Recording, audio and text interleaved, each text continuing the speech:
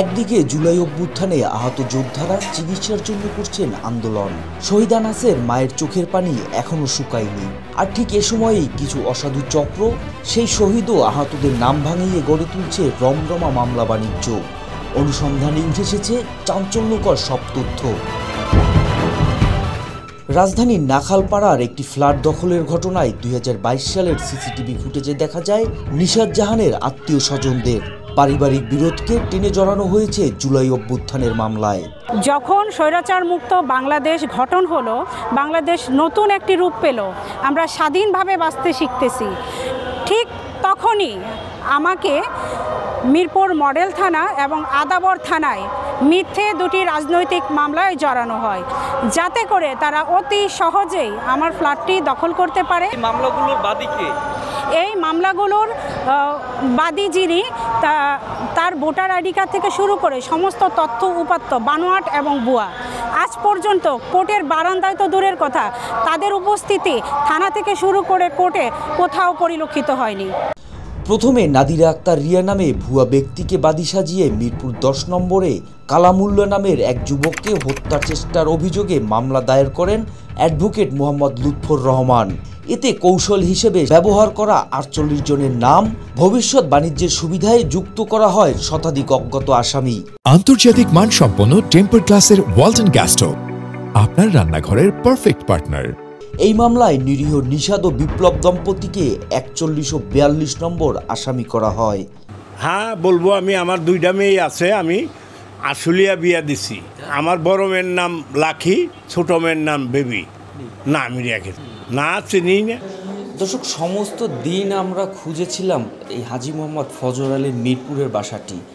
অবশেষে রাত ১০টা নাগাদ আমরা খুঁজে পেলেও হাজী মোহাম্মদ ফজর আলী জানিয়েছেন নাদিরা আক্তার রিয়া নামে তার কোনো কন্যা সন্তানই নেই। মামলার নথিতে দেখা যায় ভিকটিম কালামুল্লার জাতীয় পরিচয়পত্রের নম্বর ও ঠিকানা নেই। তবুও বাদীপক্ষের আইনজীবী তা সত্যায়িত করেছেন। বাদীর হলফনামা ও নালিশিতে রয়েছে ভিন্ন ভিন্ন জাতীয় পরিচয়পত্রের নম্বর। কিন্তু মামলায় সহজে গ্রেপ্তার দেখানো যাচ্ছে না। তাই এক সপ্তাহের ব্যবধানে নিশাতের ভাই মাহবুবুর রহমান তেজগাঁও থানায় আরেকটি হত্যা চেষ্টা মামলা দায়ের করেন। এতে নিশাত জাহানকে যেতে হয় কারাগারে, স্বামী বিপ্লবকে থাকতে হয় পালিয়ে। এই মামলার ৩ দিনের মধ্যেই জুলাই অভ্যুত্থানকে কাজে লাগিয়ে আরেকটি মামলা হয়। আদাবরের শেখের টেকে আলী মিয়া নামে এক ব্যক্তিকে হত্যার অভিযোগে তোহা খান নামের এক অজানা ব্যক্তিকে বাদী করে মামলা করেন আইনজীবী লুৎফরের সহকারী মিলন মিয়া। তবে নথিতে ভিকটিমের কোনো পরিচয় নেই, শুধু একটি বন্ধ মোবাইল নম্বর ও ভৌতিক ঠিকানা দেয়া হয়েছে। আদাবরের মধ্যে মনে করেন মুন্সিবাবাদ হাউজিং আছে, বাইতুল আমান হইল হাউজিং আছে, কমফুট হাউজিং আছে, এবার সেকেটাকে যে ফিজিক্যাল হাউজিং আছে, জনতা হাউজিং আছে। অনেক আদাবর কোনো হাউজিংও নাই, আদাবর কোনো গেটও নেই।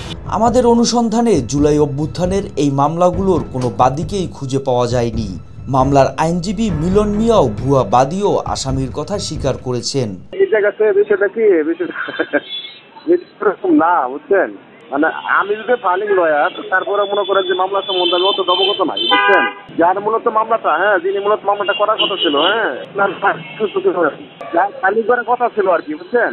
ওনার ওয়াইফ সেদিন অসুস্থ ছিল, উনি আসতে করে দিচ্ছি। পরবর্তীতে উনি দেখতেছে মামলা, ওটা হলো আমার ওই যে সিনিয়র ফ্রেন্ড, ঠিক আছে।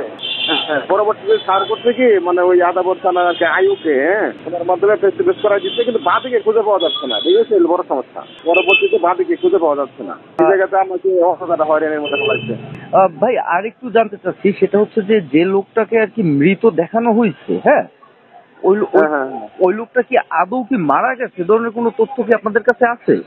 এখন যে আয়ুষ সাব আছে না, মামলা আয়ুষ সাব আছে, এখন তো উনি ওনাকে তো বইটা দেওয়া হয়েছে, বার্তা দেওয়া হয়েছে, তদন্ত করে ওনার রিপোর্টে যা আসবে দেখে যে ওই মারা হয়েছে বা এটাই।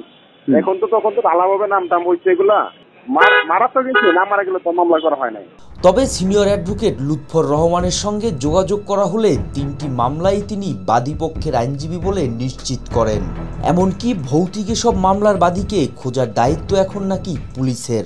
এটা এখন তদন্তকারী কর্মকর্তার কাছে আপনি গেলে তথ্য জানতে পারবেন। মেবি এটা আপনার 3 or 4 months বিফোর এটা ফাইলিং হয়েছে, এটা আমার মাথায় নাই।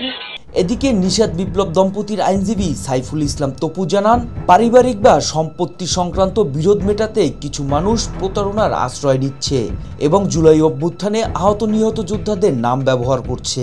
মেইনলি নিশাদ জাহানের যে মামলাটা, এইটা হয় মূলত তাদের একটা সম্পত্তি সংক্রান্ত বিরোধের জের ধরে তার সৎ ভাইদের সাথে আর কি। তেজগাঁওতে তার একটা ফ্ল্যাট সে ওয়ারি সূত্রে পায়, কিন্তু তার ভাইরা তার দখল দিচ্ছিল। বৈষম্য বিরোধী আন্দোলনে আমরা জানি একাধিক প্রাণহানি হয়েছে, ছাত্র জনতা মারা গেছে, এটা আমরা অবশ্যই এর জন্য সিম্পেথি। কিন্তু এই বিষয়টা নিয়ে যারা নিরপরাধ মানুষ, এদেরকে হয়রানি করার জন্য যে তাদেরকে মামলার এজাহারভুক্ত আসামি করা হয়, এটা খুবই একটা লজ্জাজনক বিষয় আর কি। এইটা মূলত বৈষম্য বিরোধী বা হত্যাকাণ্ডের যে মূল বিচারের স্পিরিট, সেটা থেকে দূরে নেওয়ার একটা অংশ। জুলাই অভ্যুত্থানে শহীদ ও আহতদের স্বপ্ন ছিল একটি বৈষম্যমুক্ত বাংলাদেশের, অথচ সেই যোদ্ধাদের পণ্য বানিয়ে মামলা বাণিজ্য শেষে চাপিয়ে দেওয়া হচ্ছে রাষ্ট্রের ঘাড়ে। আর এসব মামলায় নিরপরাধ মানুষগুলোর অশ্রুতে মুছে যাচ্ছে ভিকটিমের প্রতি শ্রদ্ধা। মোহাম্মদ সায়েম, RTV।